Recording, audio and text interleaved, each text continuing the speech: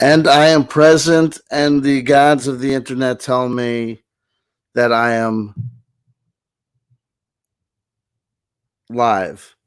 Stephen Durant, here's something interesting. We'll just open up with this. I see the conversation has taken a very distinctly male gaze. It seems as though just looking. So no, they take her out to a cliff.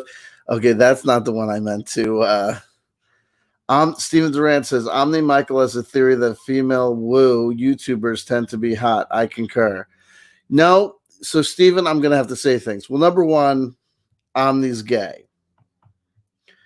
When it comes to whether or not female woo tubers are hot, this is number one. I say explicitly at the outset, it doesn't matter. It does not matter, or it shouldn't, but it does. Let me try and see if I can piece this out for you or take this apart. Ostensibly, New Age spirituality proponents in all their shapes and forms and guises. Tarot card readers, people who work in crystals, stargazers, astrologers, theologians, contactees, experiencers, channelers, right? Wiccans, witches, left-hand path practitioners. Ostensibly, this scene is a group of people who are here to say that we see beyond the material realm, that we are spiritual people, that we have our eyes open, that we see through the delusions and lies. Even on the conspiracy theory angle of it, even on those whose work with spiritual topics and New Age wisdom veers off, as it always does, into ufology, conspiracy theory land, and the fear porn. Even they ostensibly are arguing that they are aware of the fact that the world of mediated images, of advertising, of Hollywood, of TVs and movies and celebrity and fame, that is all so much bullshit, right? That is all such illusion weaving and lie craft. And yet, CW Chanter as an observer, a participant observer, have always said, wake up and smell the coffee. There is objective, evidentiary support and proof that y'all are not wake for shit. You're not different than mainstream society. You don't play by different rules. Your eyes aren't open. And why? Why do I say this? Because for every 1,008 crones who have been working Wicca path since 1968 with hard-fought wisdom, intelligence, insight, and learning, understanding, for 1,008 of them will never have the numbers that Teal Swan or Gigi Young have.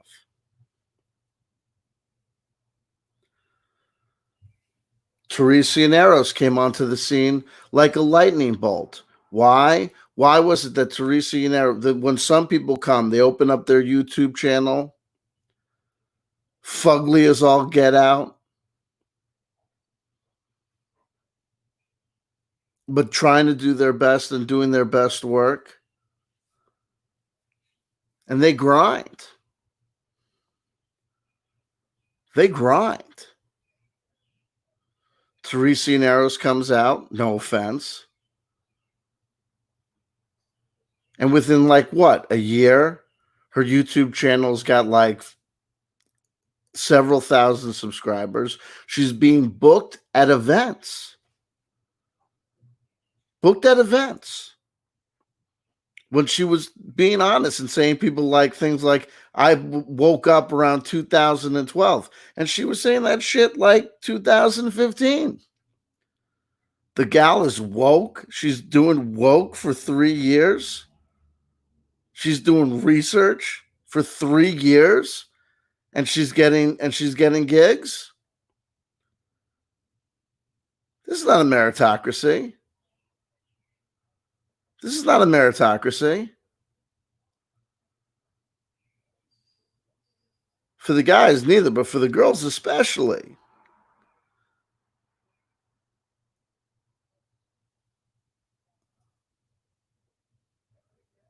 A hot gilf like Robin Eaglesong can't get fucking arrested. But Teal Swan is going to come out and she's on the network news she's getting put on the network news in her local community out in fucking Utah or whatever in 2000 and what? With the storyline, a satanic cult story, survivor storyline that had gone out of fashion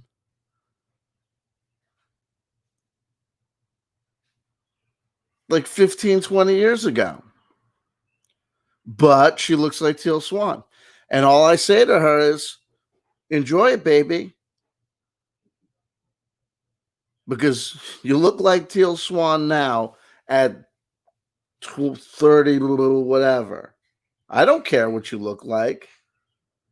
But I say this, if you didn't look like Teal Swan and you looked like C.W. Chanter and you were telling the same story, you'd be Nowheresville. Nowheresville. Carol Utley with a donation of $2. Thank you so much, Carol Utley. God bless you. God bless you. In my opinion, though we've never met, surely you must be Teal Swan hot. I don't know. I'm joking around. I'm coming up with lines.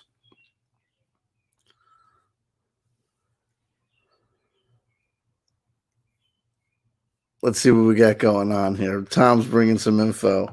Tom Tremaine says, earlier today, Carrie Cassidy predicted 2 big earthquakes, adding that there's a conspiracy to bring down Trump using bioweapons. Sure, and she had Deborah Tavares on a live stream that we may or may not analyze.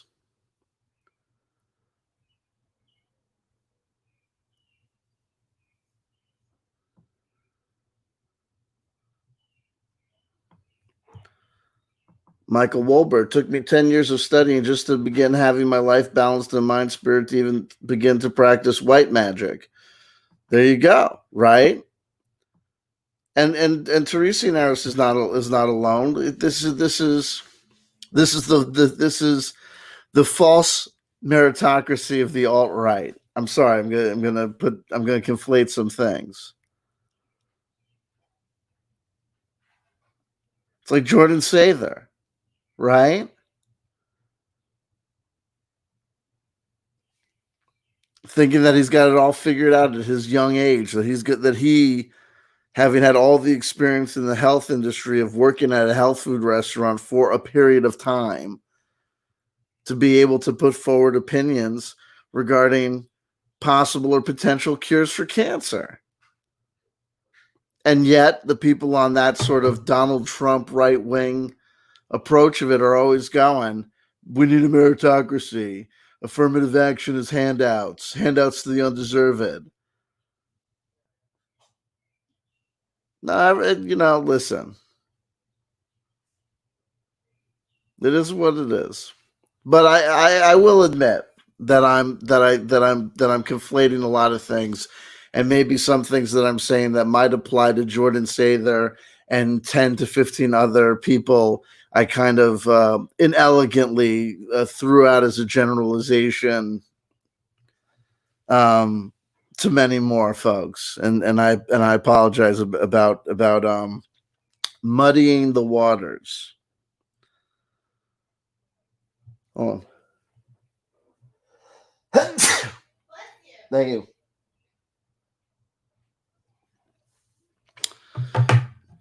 C.W. Rizomli, the bastard son of my metaphysical spirit science biolab, says, CW, what are your opinion of Cliff High's webbot?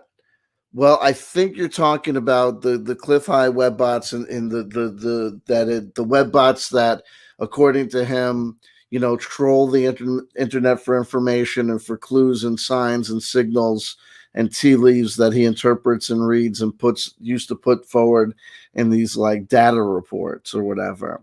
And I would say that my opinion of it is best seen in my number 2 ranked video on YouTube, which is my interview with Cliff High. And in that interview, I think that I did a fairly good job of bringing to the surface the fact that a lot of this stuff is entirely theoretical and subjective. And there hasn't been a lot of proofs that I see, though Cliff will make his own argument for it. What do I believe? I think it's funny because we talk about 20-year nostalgia loops, we talk about 25-year nostalgia loops, I can tell you that it wasn't until after I interviewed Cliff High that I realized that approximately 25 years early, I think it was in an issue of Mondo 2000, I think I read an interview with him where he was talking about the first generation of these web bots and what they were going to do.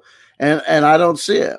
You know what I mean? I haven't seen anything that looks to me like discernible proof, though I'm not going to get into an argument with Cliff High about it. Do you know what I mean? It is out there. But if you want to know what's going on there, check out my interview with Cliff High because we talk about it at length. The Lloyd says, with a donation of $5, God bless you, God bless you, the Lloyd. Don't avoid the Lloyd. You're not look like Teal Swain, but you still get the donos. Hey, but I get the $5 donos. If I was Teal Swan, forget it. I'd be webcam girling it up here, right? If I was a slutty Teal Swan lookalike, first of all, work it. I would be working that shit like nobody's business. I'd have multiple camera angles, right? Down the cleavage, on the butt. I'd be working all that shit. You know? Whip it out Wednesdays, whatever. I began those donos like nobody's business. I would have been kicked off of Twitch by now.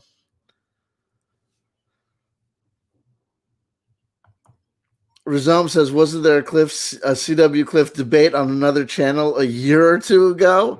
That couldn't have been a year ago at this point. That was like months ago. That was just months ago. And there was, and as I did my usual thing, where I'm told by people, hey, I have no problem with you simulcasting this on your channel as well. And I say, yeah, that's a good idea. Thank you. I'll do that, right? And then I don't do that because I say to myself, no big deal. It'll be on somebody else's channel generating traffic for them. I'm a big guy. It's cool. I can let that go or whatever. And then whatchamacallit, then these channels invariably go down. I did like 5-6 hours of content over on Zen's channel, and he took all those things down. Nobody's fault but my own. Nobody's fault but my own. F1 for you. Lol, months ago. Damn, I think it was months ago. Anyway, anywho's. Back to the non-topic at hand, or we can just as easily let you guys, take the reins and let the live chat spin out. And, when I talk about these things like Teal Swan's appearance, I want people to know that. Okay, here we go. Let's clarify this. Rizome says it might have been on Davies' channel. I can't really remember. I can remember for you, Rizome. It was on Davies' channel. It was on Davies' channel, and it might still very well be there. Though Davey, for a variety of reasons, took somewhat of a retirement from YouTube in recent months. The channel may still be up. It's been a while, since I've checked, and the video might still be there. I should hope that it is. It was a lively debate, though I didn't get to all of my points about cryptocurrency. It was a debate about cryptocurrency, and I still have my prep notes for it that I always threaten. This is it's the chanter. It's one of the chanter's curses, right? One of the many chanter's curses is that if I talk about a plan to cover a particular subject on air, it seems to be a rule that subject will never be discussed. So I don't want to I can't I'm not gonna go into it or say too much, but I do still have the notes, and the notes are in cold storage to be brought out. And remember, folks, cryptocurrency, cryptocurrency, cryptocurrency, cryptocurrency. One of the biggest stories of what? 2017, 2018. Who the fuck is talking about cryptocurrency now? There's plenty of economic. What? Did you share the link? On Twitter? No, I did not. Let me do that. Thank you for reminding me. You're welcome.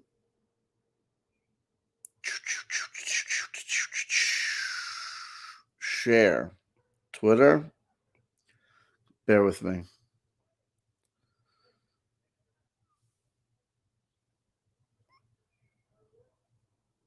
And we'll get to Batman Forever. Don't worry, we will.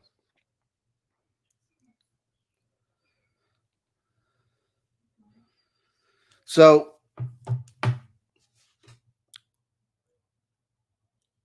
there are banks and financial institutions and legal departments and legal scholars that are looking at blockchain technology because they're late to the game. They're late on the uptick. By the time the technology comes out, it's years before it starts to get into the old school financial institutions. So they're looking at blockchain, but make have no doubt about it. They're investing in Ethereum, the company. They're investing in blockchain and making their own blockchain patents. They are not adopting Bitcoin. They are not adopting Ripple, except as a partial investment instrument to be added to their portfolio of assets, stocks, bonds, future options, what have you, companies, art, real estate. But there's no one that's going anymore. There's no big names or players that are going in. Warren Buffett has not changed. Be wary of cryptocurrency people telling you that Warren Buffett has changed his tune on cryptocurrency. No. But he believes in diversified portfolios. And he's aware of the interest in blockchain technology. But cryptocurrency was a fad. It was a fad, and it was everywhere. I had to deal with it all the time. And now I don't.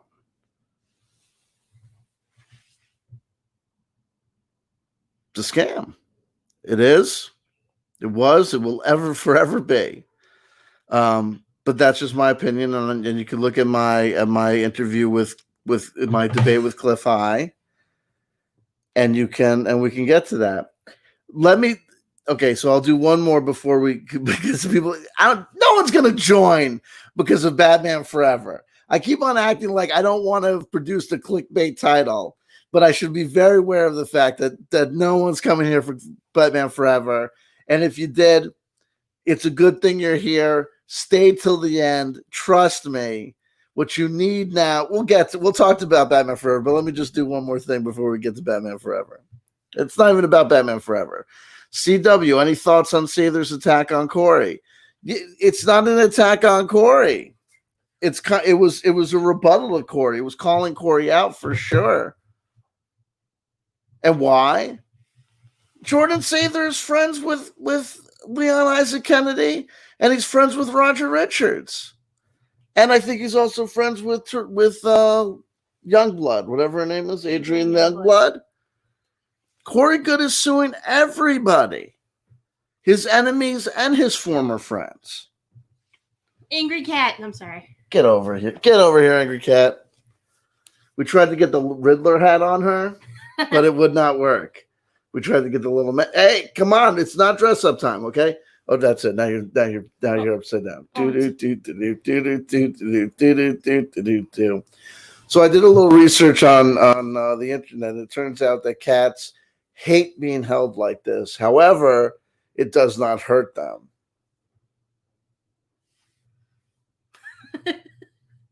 She's angry and looking at the camera. No, she knows. She's like mind vibing it.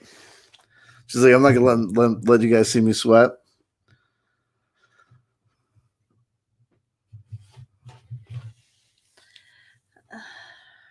Super V Fun Cat says it was a weak call out. I would expect more from my friends.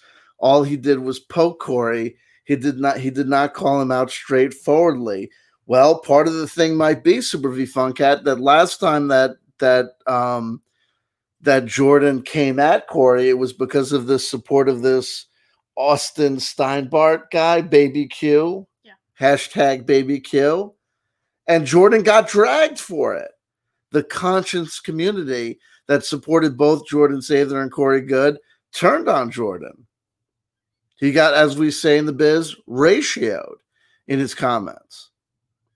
Though it's clear that there's dissension in the ranks. So that's no longer a happy couple moving together. But that's what happens when shit starts falling apart. Everybody's friends on the train ride up, right? When the sky's the limit and every day you wake up to greater and greater success, you're happy with the people around you, with your compatriots. Everyone's getting around. It's when shit starts slowing down, entropy sets in, and you realize that it's harder to get people excited. There's not a lot of growth. There's losses. That's when people start turning on each other. The first thing you do is you look at external enemies. Twitter is shadow banning us. YouTube has demonetized us because they're scared of the truth. Then when the effects of that entropy and atrophy starts to set in, that's when people start getting savage. Because Joe Rogan talks about this all the time. He talks about this, what do they call it? The starvation, what is it, plenty model, like plentifulness, an abundance protocol. Joe Rogan's always like, I don't know why podcasters and comedians like hate on each other. It's like this total avoidance of like the abundance principle. It's like, there's 7 billion people on planet Earth. There's plenty of eyes and ears. You don't have to be in competition, blase, blase, blah. And I say it's easy to have that position when you're Joe Rogan. Not that Joe Rogan had an easy job of it. If you listen to Joe Rogan describe Joe Rogan, his attitude about life and his work ethic since day one, since like he apparently popped out of his fucking mama's crotch, he's been working. The dude has like 9 fucking jobs as we speak. And he's like, why do people, have a starvation attitude? Why don't they accept the abundance? You have abundance, not because there's abundance. You have abundance because you worked for it hard. And meanwhile, the vast majority of the comedians, musicians, YouTube content creators in any field are working. They're putting effort into a degree. But a lot of them are riding on dumb luck. And a lot of them are shooting themselves in the foot at every other angle, getting in their own way with drugs and alcohol issues and other problems that they're not addressing properly.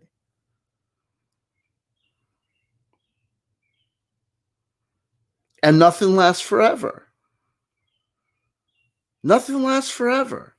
And things are going quicker and quicker, which means careers are going by faster and faster. Look at it. It's like a sweet science that I figured out. Back in the day, stars, Elvis, the Beatles, fucking Liberace, John Wayne. If you made it to quote unquote success, you basically stood there for 25, Johnny Carson, 25, 30 fucking years.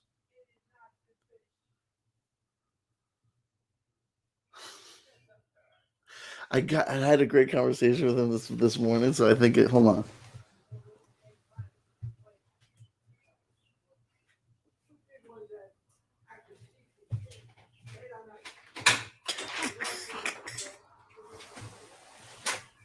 Hey, I'm sorry, I'm broadcasting on YouTube and I've got the window open. Sorry, no, it's cool. Hello, Palmas Pie, and to CW Rhizomesly. Heads up. Good to see all of you.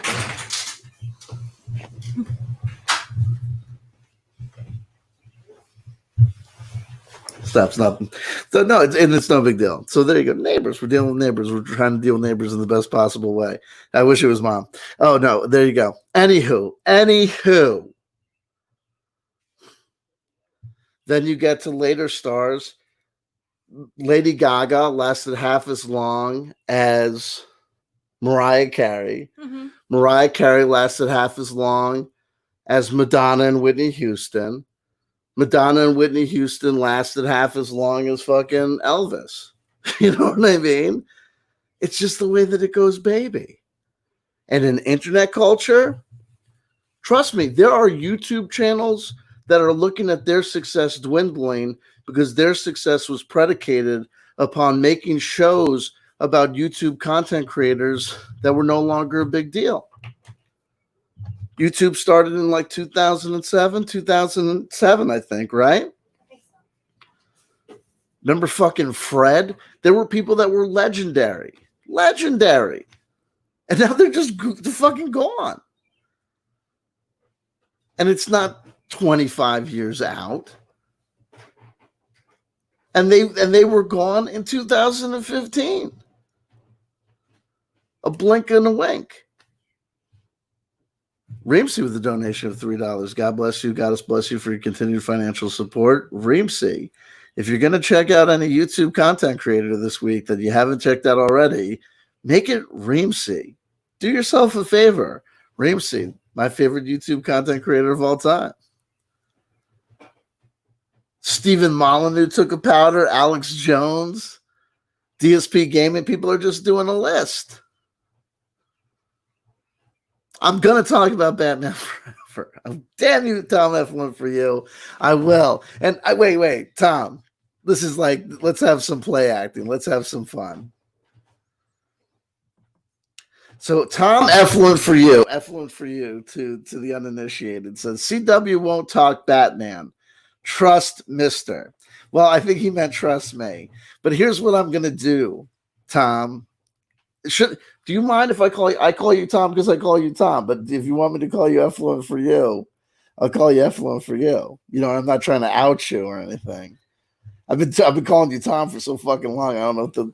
By the way, Tom is not his real name. It's just the name we used to call him on live chats. This fucking works. Anyway, I will now shame you by having your tweet about me not talking about Batman up as I talk about Batman. Okay? Take it personal. Okay?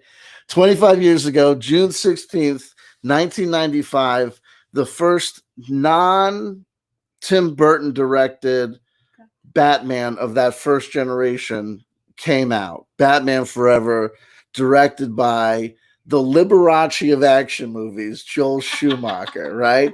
It was the famous, first Batman suit that had nipples. I don't know why. It just seemed organic that he should have nipples. You know what I mean? Joel Schumacher, the name, you know what I mean? It just is what it is. So God bless him. It turns out, and the reason that this is, hold on, let me do this. There you go, Tom. So now I'm talking about Batman, so we'll actually get to it. So here we go. There you go. So let's do this. Liam Marvin says, wait, Liberace was gay. Allegedly. Right? Allegedly. Jonaside says, I've never seen Batman and Robin. We'll get there next year. Hold on. So let's do this. So what's happening? Mr. Nemo Technic says, obsessively indulging in the 61-year ersatz nostalgia pre-birth natural time travel experiment. God bless you. God bless you. God bless you. God bless you. For the uninitiated, we'll get there. You'll figure it all out in time. So here we go. It is currently calendar year 2020. Beating a drum for a theory called the 20-year nostalgia loop. Beating a drum for a theory that says that the 20-year nostalgia loop can be established and proven and then harnessed in order to achieve a sort of airsats time travel magical experience via the Marvin the Martian approach to self hypnosis toolkit that you can get from the back of Popular Mechanics by sending them $5 in a self-addressed envelope to God.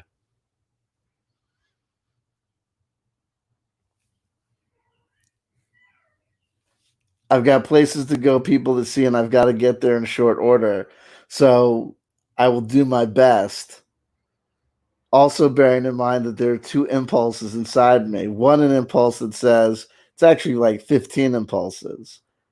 Or an unnumbered number of random impulses. The first impulse says, CW, you talk too much and you describe in what some people would describe in one sentence, you take 45 minutes to do. I know this about myself. Know thyself. Number two, but you do want to take the time in case there's anybody new to fully explain things so that it doesn't sound like you're insane. Okay, so there's that. And then the next one is, but wait, these jerks, you know that they've been hanging out for like months and they've been here and they've all heard this 1,000 times before. So don't bore them. And it's impossible to do because there's no accurate data upon which to work, and there is no clear indicator. Even if there would be no clear indicator, even if we knew to say what would be the right or the wrong thing to do.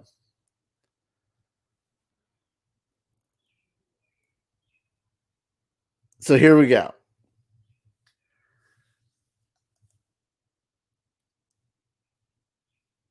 By the rules of the 20-year nostalgia loop, and by the effort in order to travel back in time, C.W. Chanter should be spending all of his time listening to, experiencing, playing media from 2000.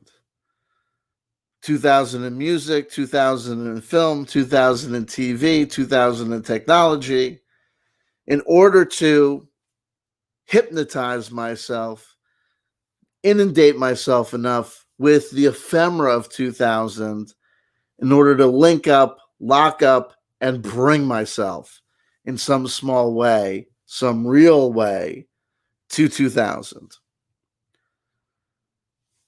We've talked about how it's been difficult because, for a variety of reasons, both personal and meta, sociological,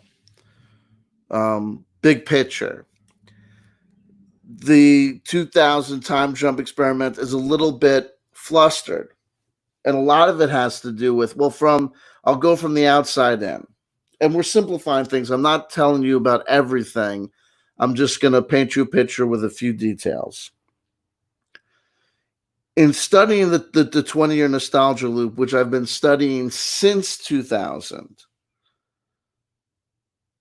and looking back consecutively here with you guys at 1998 and 2018, 1999 and 2019, and now 2000 in the year 2020, we came to a realization. I came to a realization. I worked it out with you guys. There's been a lot of feedback saying that this is kind of, that you get what I'm saying, and you kind of, some of you agree. Which is basically because I noticed the 20-year nostalgia loop around 2000, because that was when it became like unavoidable. And I just realized that the 2000s were just the early 2000s were just basically a rehash of the early 80s, a total rehash. And then looking back, I said, oh yeah, and I started looking at even the random old vinyl that I was buying in 1998 and 1999, as I was getting into collecting records. What do you know? This is a made up number, but this is to communicate something that I actually can tell you. The vast majority of them, well, 80%, 85, 90% of these records that I picked, I thought randomly, not randomly, but I picked out of the dollar bin of the various Massachusetts record stores that I used to frequent. Guess what? Easily 85, 90% of them are from the years 1978 or 79.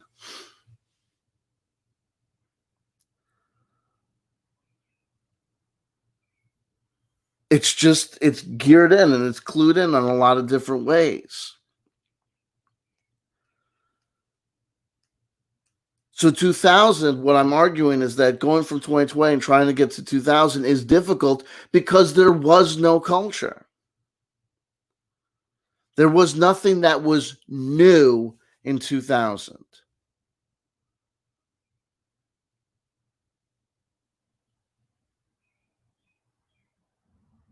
When I go back to the years 95, 96, 97, 98, there were changes. Techno music, dance music, there were evolutions in communities and cultures, and there were new sounds. Even though it was already, a lot of those new sounds were based on what? Sample technology. Taking old musical pieces, reworking, rejiggering them, souping them up, mixing in one or two new contemporaneous elements, or juxtaposing two things. It's postmodernism started to rear its ugly head. And by the time you get to 2000, it's like everything's just a recycle and a rehash.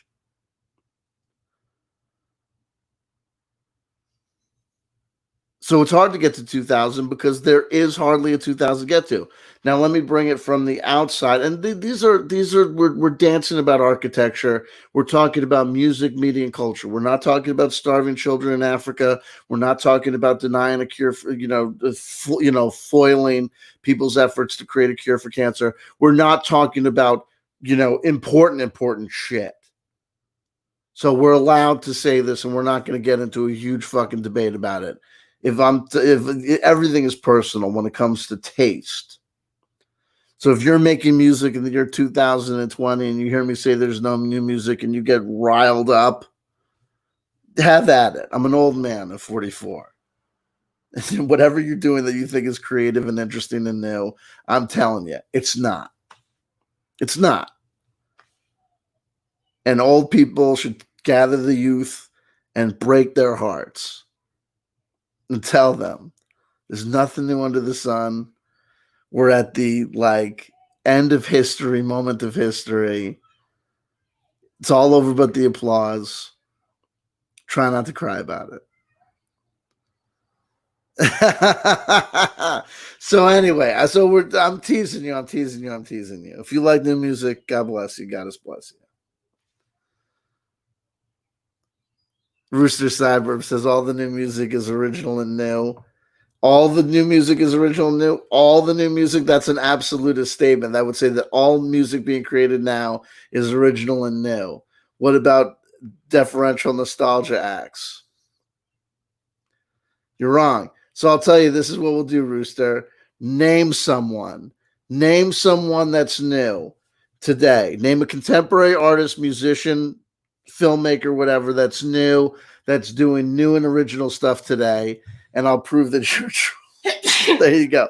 Love you all. Anywho, so 2020 was looking at 2000 was dissatisfying, but then I started picking up on the fact that it was what was I arguing about the year 2000? That was just a rehash of 1980. So we go for the 40-year nostalgia loop, and there was plenty of indicators there proving to me yet again, coming up with new stuff that I never heard from 1980, and going, yep, that's the kind of shit that was coming out in 2000, without a doubt.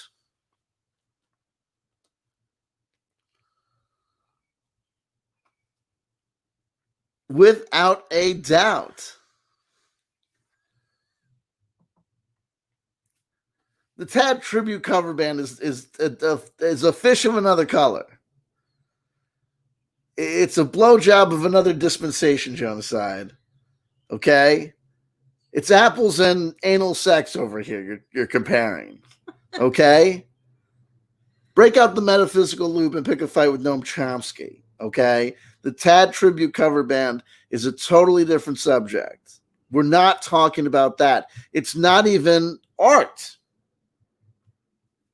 Anywho. Oh, I love you. I love you, Rooster. I love you. You're great. You're fantastic. We're good. We're good. There you go. And Rezome, the man that can't let shit go. Nemotechnic, if you don't mind me asking, what year were you born? You mentioned the pre-birth time travel. He was born after 1962. Whatever thing that he mentioned that he was going back to, and there was a pre-birth nostalgia loop, it was before he was born. This is not complicated. Right? Nemotechnic, just tell him that you're referring to music, art, and culture from before you were born so we can all relax. Anyway, I love you all.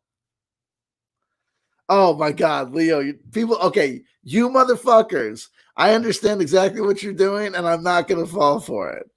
Okay? Nemotechnic says, yes, CW. Thank you. Oh my God. Leo Marvin? If anyone is watching this, they now know that you think that the best band ever is Fish. Pretty funny joke till I highlighted the comment. Hey, Leo. And whenever I see your name, I'm always thinking of Lee Marvin. There's an interesting thing about Lee Marvin, but I won't get into this anyway. Oh my God, Rizom, you're the best. Hold on. Where am I doing? What's happening? Oh, here we go. Rizom. Okay, I didn't see 1962 mentioned anywhere. God bless you. I love you. I don't even know if it was 1962. It was whatever year he was fucking. Anyway, it is what it is. Anywho. Oh my God.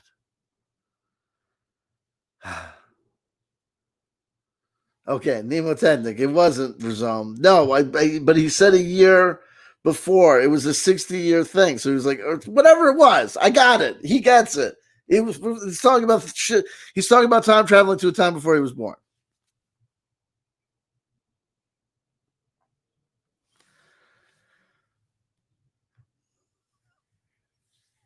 So I started the time travel experiment in 1998. And well, actually in 2018, bringing me to 1998, even though 1998 was kind of a shit show. And I regretted that the 20-year nostalgia loop naturally wouldn't take me back to any period of time that I really, really dug. Because everything post 2000, there's career highlights, there's life, but it's a different place in time. Anyway. So, for a variety of reasons that are entirely personal to me, I allowed myself, despite for having derided 25-year nostalgia loops as being inherently commercial, right? Because 25, 50-year anniversary and reissue, it's just so dictated by the dictates of society instead of being the organic 20 to 22 old 20 to 22 year nostalgia loop that I decided was the shtick or the thing. So I'm going back to 1995 currently, riding the 25-year nostalgia loop, learning that when you look back 20 years riding the 20-year nostalgia loop, you will see a looped vibration from 40 years prior. And if you do 25 years, you see a 50-year vibration. So I'm looking at 1995, and I'm not seeing 20-year references from 1975 to 1995. I'm getting huge amounts of 1970 off of 1995. A lot of stuff going on. None of which you need to know for us to start talking about Batman Forever earnestly at the 45-minute mark.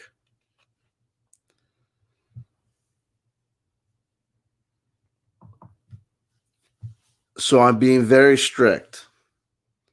And I'm putting a lot of energy and effort into only engaging with materials that were from the year 1995. Making some exceptions for materials that would have been available prior to 1995, but really trying to stay as close to 95 as I can. In books, in video games, tough. In literature, in art, in media, TV and movies. We've talked about this. The poor Kelly Farmer has to deal with a guy who's like, well, I know we would really love to watch finish our playthrough of The Office, but unfortunately, we can't watch that for no good reason. We can't watch Shutter Island, even though it's going off of HBO Max. We can't watch anything that you would naturally, organically want to watch because you're dating a crazy person. You have your choice of, what is it? Gundam Wing, X-Files, The Simpsons, Star Trek Voyager. Not like Simpsons, Star Trek Voyager. It's like a hybrid. No, it's The Simpsons, the good season, because it's season 6. Star Trek Voyager. And The Outer Limits. The Outer Limits. She's forgetting something. VR Trooper. Oh, VR Troopers. I did forget VR Troopers. And we watched a lot of terrible movies. Please don't remind me of Hologram Man. We watched Hologram Man. That was nothing but a rehash of Demolition Man that was technically from 1994. Not technically, it was from 1994, but I looped in because we're trying to avoid having to spend money on renting things. Even though we're going to end up having to do it because to watch Hackers and a lot of different things. I wouldn't call Hologram Man a rehashing because you didn't watch the whole thing. Here's the other thing, guys. If you thought we were going to talk about Batman Forever, good luck, because we're actually going to talk about Hologram Man. He falls asleep. Sometimes. Through most of the movies. I know, right? Then I have to watch the movies. Because if I wake up and she's changed the channel to something else, I get all bent out of shape. So let me because it's influencing my dreams with shit from that 1995. Let me tell you, Hologram Man is not a rehashing of Demolition Man. It's inspired. They basically took all the ideas of Demolition Man and then turned them to crap. It's the best way for me to put it. And who knew there was a place to go lower than Demolition Man? They're like, Demolition Man. Skip it. Demolition Man. Let's freeze them for 30 years. And then bring them back. Hologram Man. We're gonna Simon Phoenix. We're not even gonna get that far. We're just gonna put him in a hologram and then just have it go wrong from there. So we don't even need the time jump. No, it was terrible. Hologram Man was bad. Also, they use stage makeup as their skin. You missed that. No, I remember the latex was what they cover the hologram body with so they can move around in the physical world and manipulate things. Crowbars and shit. Yeah. Anywho, so this is the story of our lives. So the Brady Bunch movie is only available for buy or rent. Hackers is only available for buy or rent. It's crazy. We're going to have to spend real money. Oh, we also watched Tank Girl. We watched Tank Girl. That was terrible. Yeah. And then technically we could watch things that were before 1995, but he prefers I'm being a big guy about it. A big fucking weirdo about it. Yes. You want to get involved? I mean, I guess. Do you want to come closer over here this way? I suppose. Okay, so anyway. Just an obtuse angle. So anyway, so that's the story of our lives. So Batman Forever. So this is what we do. We spend our entire lives going through Wikipedia, going through IMDb databases, trying to figure out what's available on 1995, right? Or from 1995. Jasmine Emmerich says at CW Chanting, rent DVD from the library to save money. Yeah, no, I get it. Not a bad idea. Not a bad idea, but it just smacks of effort. And here's the thing with me. If I go get the DVD from the library, I won't want to watch the DVD. And then I'll get a late fee. It'll be a whole thing. But you're right. But thank you for the suggestion. Carol Utley with a $10 donation. God bless you. God bless you for your continued economic support. It's a super sticker. What is it? We don't see the super stickers on the screen. It's a thank you. Oh, there you go. All right. Awesome. So anyway. I'm excited to watch Braveheart. I'm not. No, it's because I would rather watch Braveheart than another two terrible sci-fi off-brand movies from 19. Deal with it. We're going to watch them available. Oh, anyway, eventually. It's only June. Anywho, Batman Forever. We actually saw it. What was it? Saturday or Sunday? Saturday. We watched it. Whatever the date is. I think Saturday. And then it turns out today, the 16th, was actually the day it was released. Now, 25 years ago. Now, I just want to tell you something that I've learned. What are we going to do? Batman Forever. If you like Batman Forever and you saw it again, great. If you've never seen it, you can stream it on fucking, what was it? What was we streaming on? Hulu? Netflix? It was on HBO? Was it on HBO Max? It might have been on HBO. Anyway, whatever it is. It's okay. I remember at the time hating it. But where am I going with as a point? I don't think there's a point. This is not really a the channel. It's not really a kind of our channel. It's not really kind of a media analysis or nostalgia or film analysis or media celebrating venue or forum. So I don't think it makes sense for me to try and give you a review of it. It is what it is. But Pulp Fiction is 1994. Yeah, it is. So, but what I wanted to do is I started thinking about this. What it's really about is this. So I've been thinking a lot about this 1995 nostalgia loop, going back to 95, and what it's gone to the point of really trying to figure out and remember 25 years ago, and doing my best to try and put back together 1995, which is not easy. Most of us have memories that occur to us. They occur to us. We remember our teens. We remember our college years. We remember when we were on this job or that job or dating this or that hoe bag.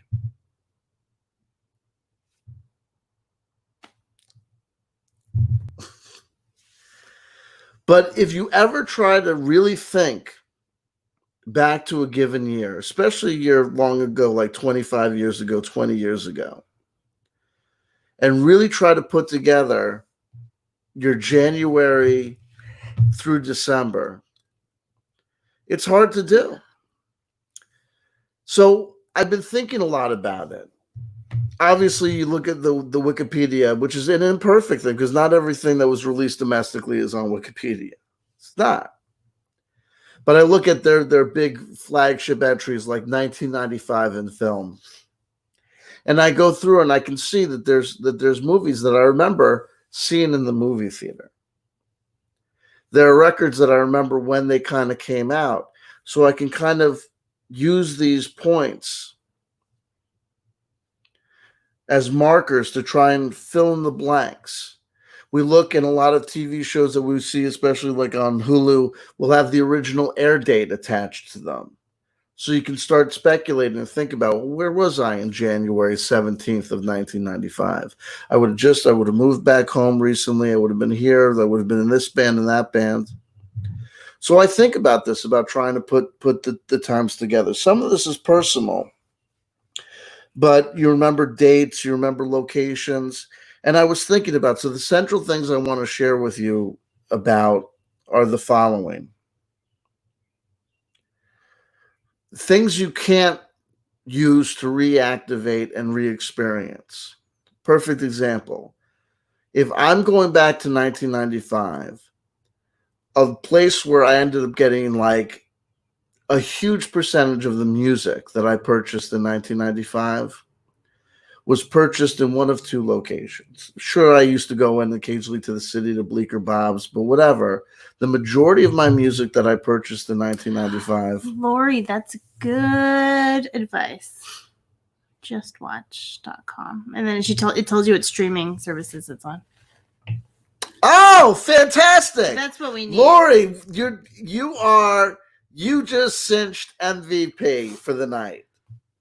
You just cinched MVP for the night. How does it feel to be MVP?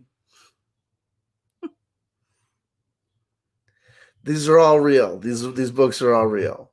This is not a fake setup. So, Tower Records in Paramus, New Jersey. Tower Records in Paramus, New Jersey, I think opened up around 93, my senior year of high school. No, it would have been early. Oh, wow. It would have been way earlier than that. It was when I was in high school. Rizome says, a Discog search by year can show you music for that year. You can sort by genre or other attributes too. Yeah, it's a little unwieldy to do by year because the searches are the results are so long that you lose yourself. So what I usually do is on Discogs, I'll go by a record label because then it breaks it down a little bit easier. But that's actually good. That's a good point too. Discogs is a good resource as well. So Tower Records in Paramus, New Jersey is where I bought a huge amount of records, CDs and stuff. Another place that I used to go to all the time was a place called Cafe Sounds in Montclair, New Jersey. Okay, Cafe Sounds in Montclair, New Jersey. Both Tower Records and Cafe Sounds are no longer in existence. Both ended around the same time in 2006. So I can't go back to these places and reaffirm these experiences. And it's hard sometimes to remember, specifically what happened where.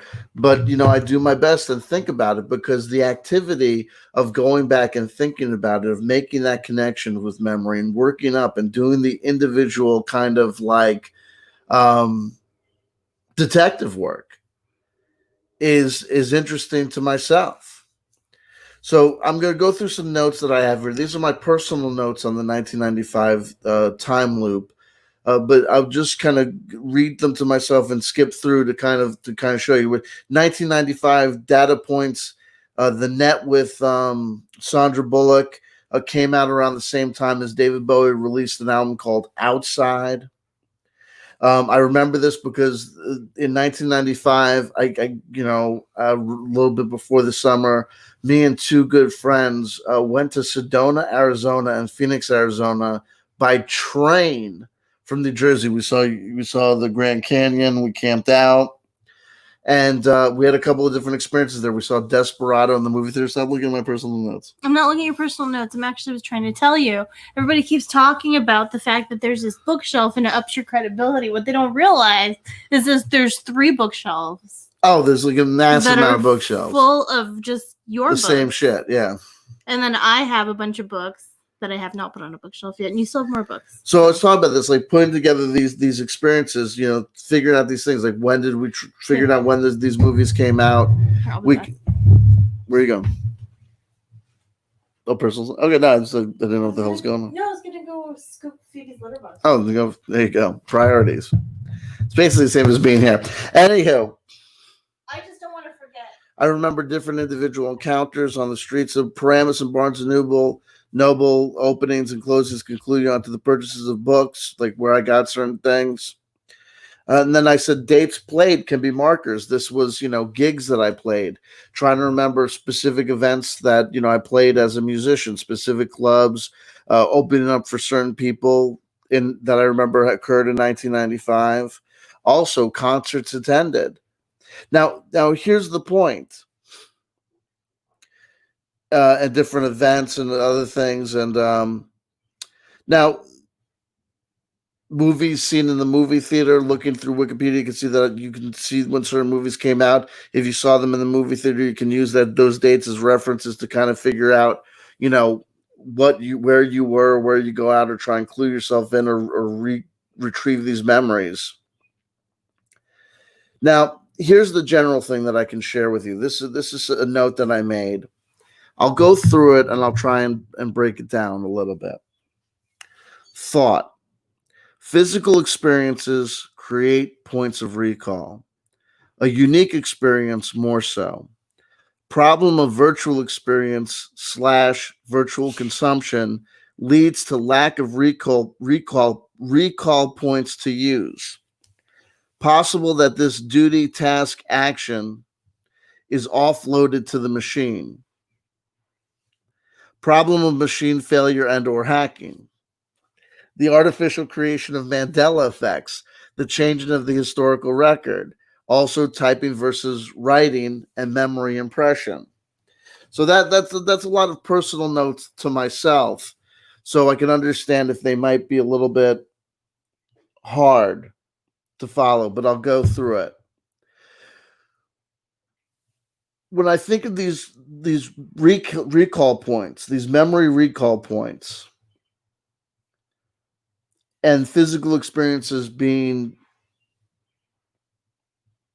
necessary to them, it's because I recall and know when I bought specific records and CDs and stuff and tapes.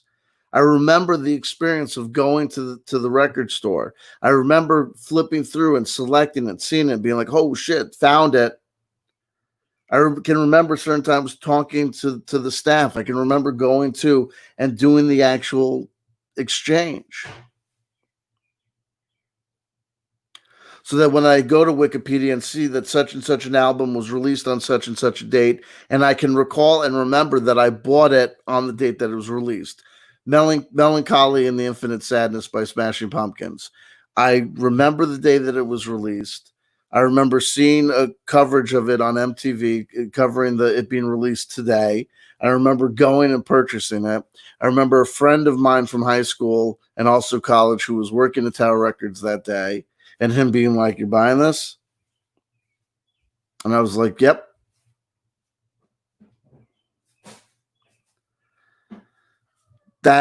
Those physical experiences create the experience and the memory to which to return.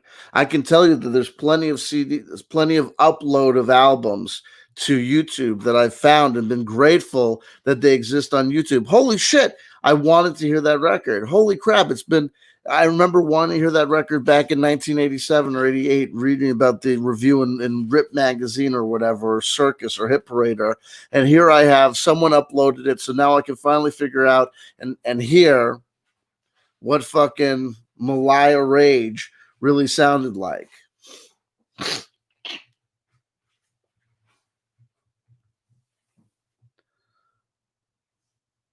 Or there's 1,003 new music releases that occur that I can hear virtually on iTunes. I remember in Halloween of 2018, it was around that time that Current 93 released a new record. Wow, it's Halloween, Current 93 goes together. I remember listening to it. That virtual experience. I can remember parts of that virtual experience. Didn't really make an impression. It wasn't my favorite record. I thought it sounded like a cover band of Current 93, actually, to be completely honest. But it did not create the same impact that purchasing Swastikas for Nandi did, or Thunder Perfect Mind back in the day. It just didn't.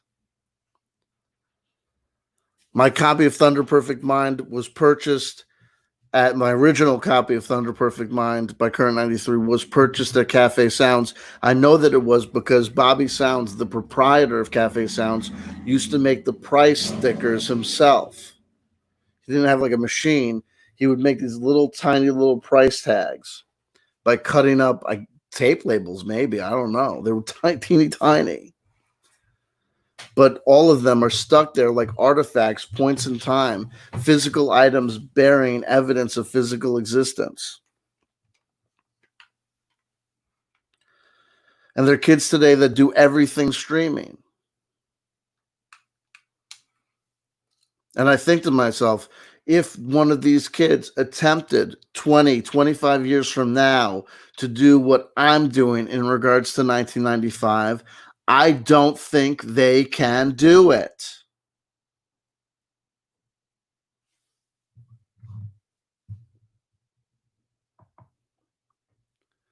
Where is it? Where's this?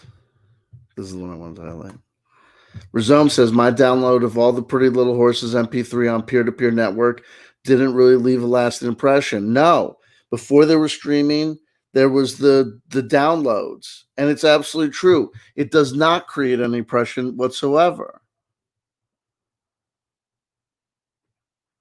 Moving these CDs, going through when the old school music experience of even selecting a CD to listen to, I would go up to my stacks and stacks and stacks of CDs, and I would start looking until something jumped out. I hardly ever looked for something in particular because I never find it because my CD collection is not organized or alphabetized.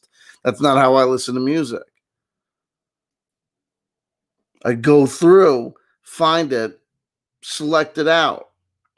In my mind, certain things are borne out where if I want to come back to it, I remember that The Photographer by Philip Glass is in between Murder Ballads by Nick Cave and the Bad Seeds, and underneath it, fucking Cuckoo by Curve or whatever. For no particular reason whatsoever. You know?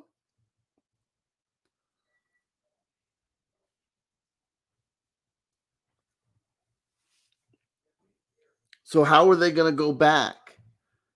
And the movies, when everything is streaming, when people hardly go to the movie theater anymore.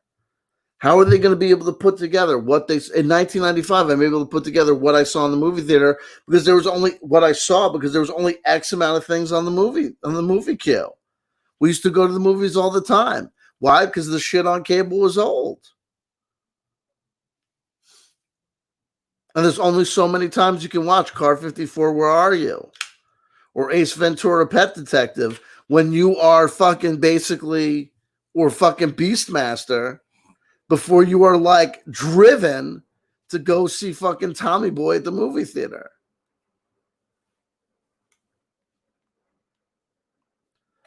So how will a kid 25 years from now put together what CDs came out or what they were listening to in 2020 when what they're listening to is not even queued up by them as individual music selections, but largely as streams? Are they going to get nostalgic and think back and say, "Oh, I'll tune into the lo-fi hip hop beats to study to channel"? But how are they going to know that what they're playing on the lo-fi hip hop beats to study to streaming 24-hour streaming playlist is the same 24-hour streaming playlist that they were playing lo-fi hip hop beats to study to 25 years earlier? Who knows who maintains the lo-fi hip-hop beats to study to channel? To say nothing of Spotify or fucking Pandora.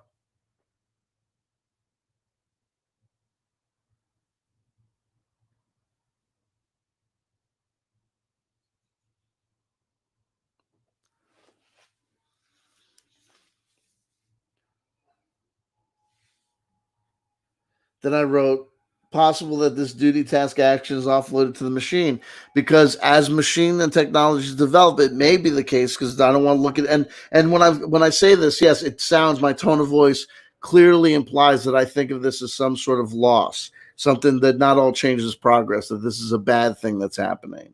But I remind myself that not all change is progress, but not all change is the end of the world. It's not necessarily that it's worse. It could just be that it's different.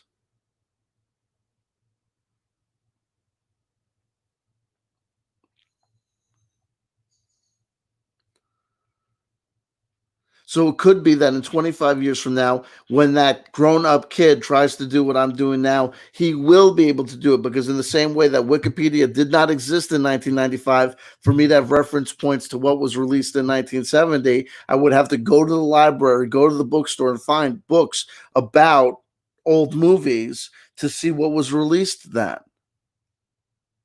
right? So I'm able to do it easier now. It could be that 25 years from now, when the kid says, says Magic Box Machine, what was playing exactly 25 years ago today on YouTube? They might be able to even hold on to their accounts and say, could do a global history that could take them back to 2020.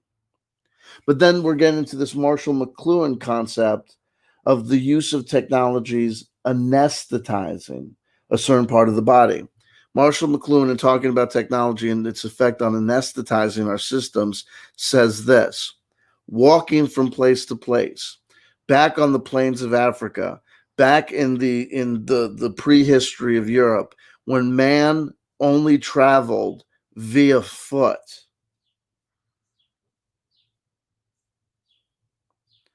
The feet and legs hurt.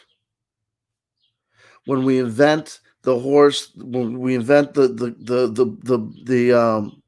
domestication of the horse, when we invent the wagon, the chariot, when we subsequently invent the train and the car and the plane, we anesthetize that pain in our legs and our feet.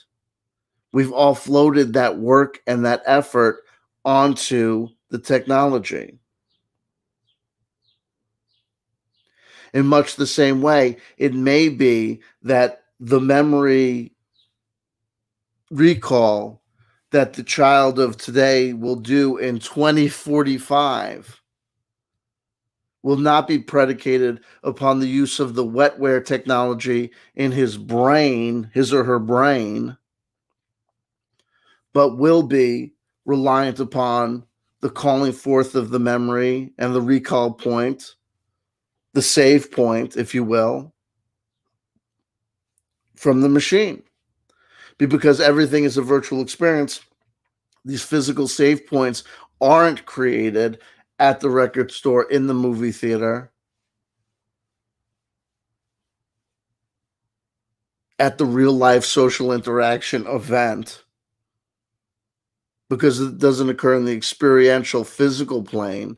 Those recall points, those save points of memory aren't created in the real. They are created in the artificial, because it's the artificial and the virtual in which these new modern experiences are taking place and occurring.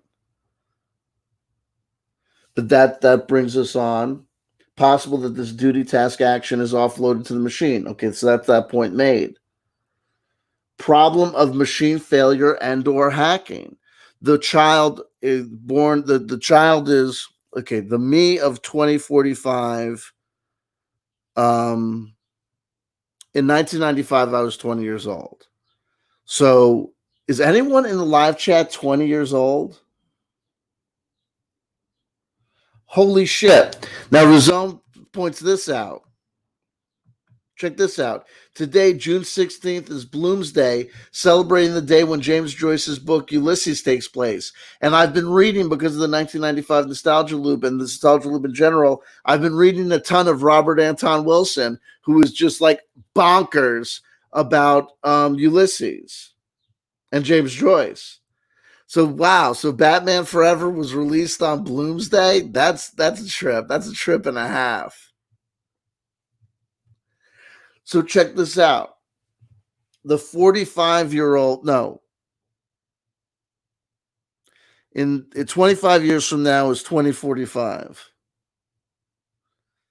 Okay, so when the 45-year-old of 2045, who was born in 2000 by definition, okay, the kid born in 2000 who in 2045 as a 45-year-old curmudgeon with a YouTube channel is trying to recall 2020, he says to his magic computer machine, his virtual reality headset, wherever the fuck,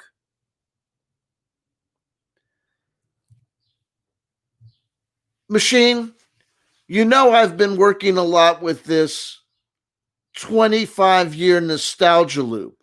The 25-year nostalgia loop was created by minor YouTube personality CW Chanter in 2035. Whatever. No, we've been over that. What was the number one searched video in June 16th, 2020? puts together a playlist. But then none of that stuff. He's like, wait, can you access my history magic box from YouTube 2020? Searching YouTube archives. You blah blah blah blah blah did not have an account. No. I was 20 years old. Look up Blaze Star 6969 Big Booty Lover at gmail.com. Locating. Found. Would you like to see your MySpace page? No. But archive that. Archive that. Tag that one. Yeah. What was I watching on YouTube? On June 16th, 2020, you watched a Let's Play of Minecraft. A video by Wang talking about a hip-hop group from 2001 known as the White Hot Stuntas. A video to which you left a comment. I've never even heard about these guys. I think this Wang guy is running out of material to cover.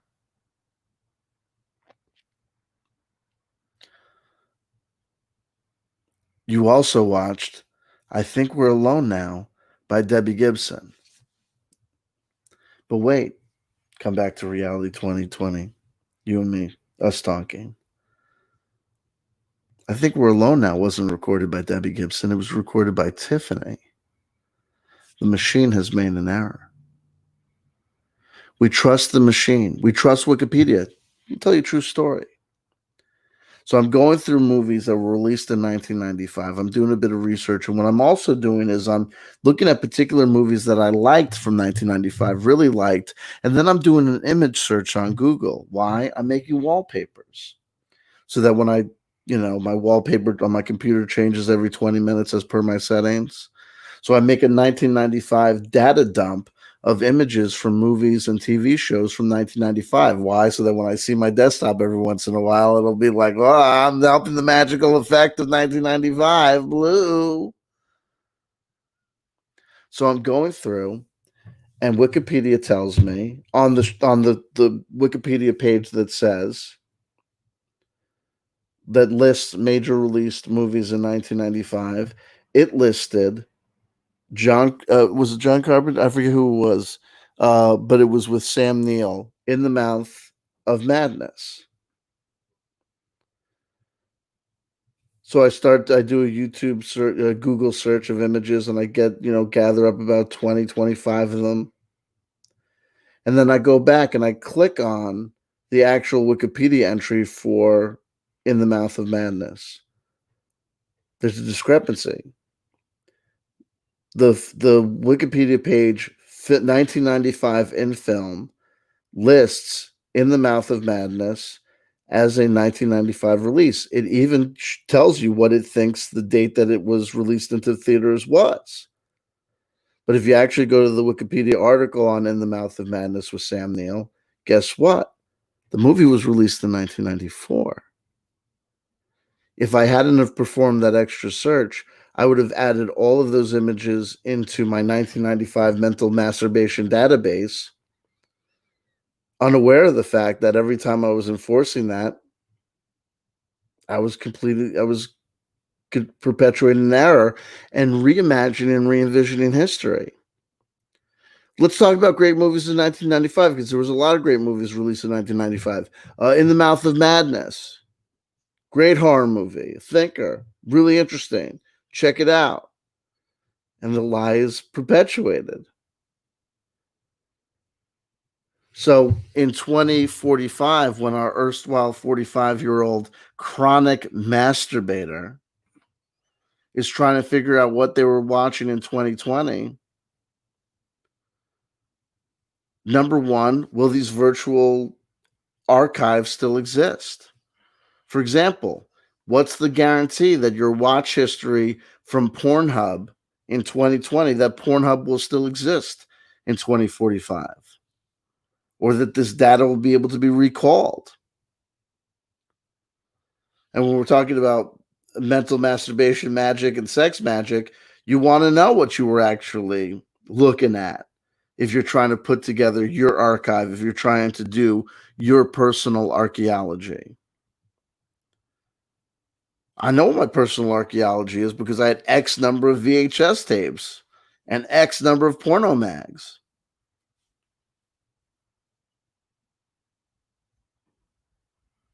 Recalling them and putting together in the future is going to be hard. And who will this guy know in 2045 if he's been given false information? And that's why I wrote problem of machine failure and or hacking. The website goes down. The archive or the data is purged from the system for whatever reason. Or someone somewhere just decides that when people ask for pornography from 2020, you send them to this other archive of stuff that was kind of came out between 2020, 2015, and 2030. Because whatever technology or software your machine runs on or your internet service provider of the future runs on has a financial interest in that pornographic archive. Or how about this with deep fake technology as it exists? Will the machine just say the energy expenditure for researching, locating, transmitting, and dialing up, whatever, the actual archive of Pornhub from 2020 would require this many milliwatts, this many seconds, or this many teraflops of computational power, whereas taking a random selection of pornography from 2045 and then applying the appropriate filters to make it look like 2020 pornography only requires 15 to 20% of that energy output. Therefore, the computer, in its wisdom, does that. I don't know. I don't know what it means. I don't know what it would mean. I don't know how it would affect things at all. On this day, 25 years ago, Batman Forever came out. And I can tell you something. Here's the other thing. A couple of days prior to this, on I think it was like June 15th, was the day that Alanis Morissette's Jagged Little Pill was released. It was also the day that Bjork's Post was released. So we know that day was a Tuesday because I used to work in a record store. New records in the United States of America for years came out on Tuesday.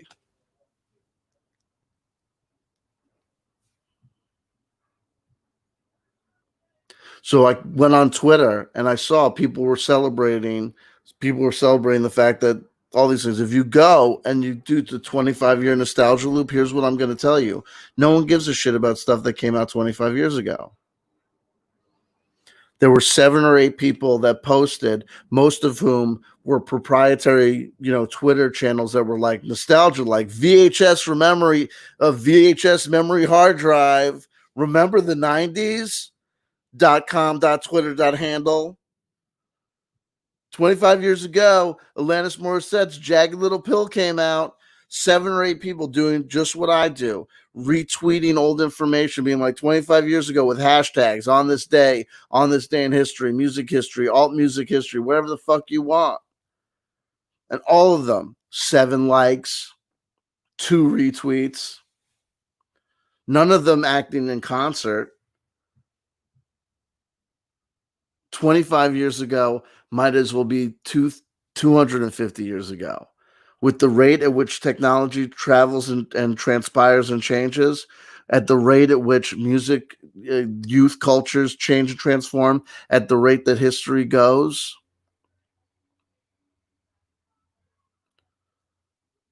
no one gives a flying F. 25 years ago, 1995, right? 25 years prior to that, 1970. I can tell you that if a major artist who had as many hits as Alanis Morissette happened in 1995 released a 25-year reissue of their record from 1970, it would be a huge motherfucking deal. I remember, because I remember 1995. Reissues, 25-year repackages of the double CD, those were things that made impact.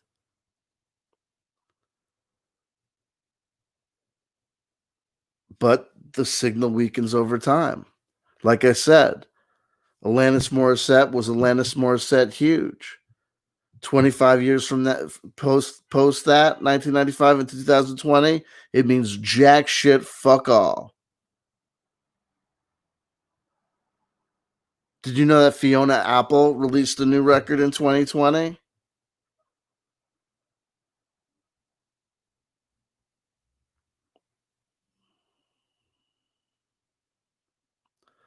Anywho, these aren't scientific analysis. These aren't scientific studies.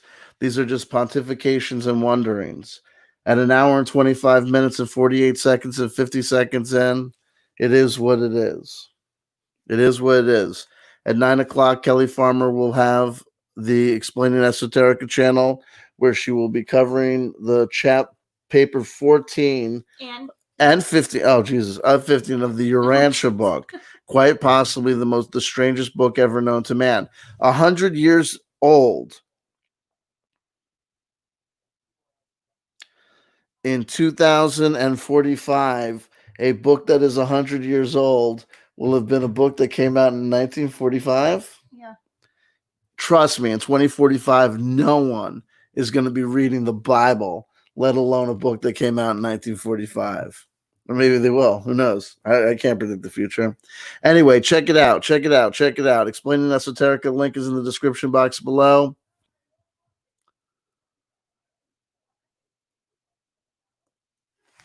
Reemsey is like the friggin'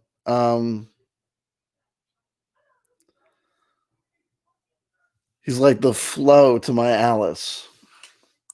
Reemsey says there are not that many people celebrating the latest high-resolution scan prints available for purchase of Caravaggio and Rembrandt either, but it still matters and people buy it quietly. Yes, but there's a ton of people that care about that shit. There's a ton of people that care about Rembrandt still.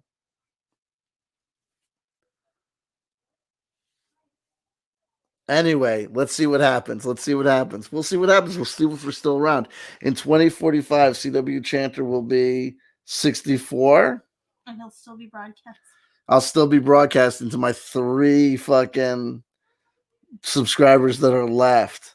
Because as like time goes on, there's going to be constantly more and more YouTube content creators. I'll have to compete with my kids, and there's no way I can compete with them. They've got style and grace. And I'll be like, remember when Reemsey died 30 years ago? I won't even let Reemsey, you won't die. We'll keep you around Futurama style. You said 30 years ago. In 2045, that means Reemsey died 5 years ago. Reemsey's never dying. Mandela effect.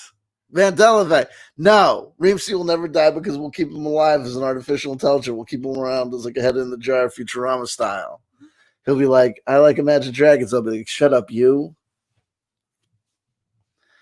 Kidding. Poor Reemsey. He got involved. He got roped into the creation of CW Resumsly. I'm keeping him alive as a head in a jar. I'm waiting for Reemsey to comment. Bjork also sucked. Oh, shit. Take that, Bjork. Again, Bjork, a gal that her album Post was released in 1995. And what has she done since then? Released Post over and over and over again. Every single Bjork record is Post. It is. Here's the poppy single that you like, and I scream. And then there's 45 minutes of this. Wondering what sound collage, metaphorical, wandering you. Wrap it up, buddy. That's it. And then a techno remix, and then you're fucking out. But the techno remix has a traditional Finnish saxophone section on it. Okay, we get it. Just like every single Radiohead album since fucking The Bends has been The Bends. Over and over again. Pearl Jam making Vitalogy over and over and over and over again, and nobody fucking buys it or listens to it. Anyway, and the latest Pearl Jam single that I heard in 2020 sounded like a fucking new wave song. They sounded like they were trying to sound like Devo. Anyway, I love you. I love you. I love you. If nobody told you they loved you today, somebody just did. That's somebody, CW Chanter and Kelly Farmer. Trust me, if you haven't checked out the Urantia Book Club, you're going to want to. It is a head trip and a half. Okay, so at 9 o'clock, go over there. Link in the description box below to check it out. Do you want to put the link in the live chat, or who gives a fuck? There's a link to my channel. There's a link to the channel. Okay, I love you. I love you. Thank you for tuning in, and we will see you the next time. Peace be upon you.